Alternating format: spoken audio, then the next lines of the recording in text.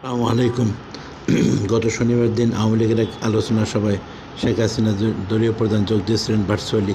তিনি সেই আলোচনা সভায় আসন্ন নির্বাচন উপলক্ষে দলীয় কর্মীদের উদ্দেশ্যে কিছু কথাবার্তা বলেন। তিনি গত 15 বছরে আওয়ামী লীগ উন্নয়নমূলক কাজগুলি করেছিল তার একটি খতিয়ান তুলে ধরেন। একই সাথে গত 15 মাসে ইউনূস সাহেব যে দেশের যে ক্ষতি করেছেন, আওয়ামী লীগের যে ক্ষতি করেছেন, সর্বোপরি সমাজে যে ক্ষতি হয়েছে তার দ্বারা সেই ঘটনাগুলি তুলে ধরেন। মূলত তিনি বলতে চাচ্ছেন যে গত 15 মাসে আওয়ামী লীগের প্রতিটা কর্মীর ঘর বাড়ি সব কিছু আক্রান্ত হয়েছে। আওয়ামী লীগের কর্মীদের জীবন তছনছ হয়ে গেছে, ব্যাপক নির্যাতনের শিকার হচ্ছে, অনেক কর্মী হত্যাকাণ্ডের শিকার হয়েছে।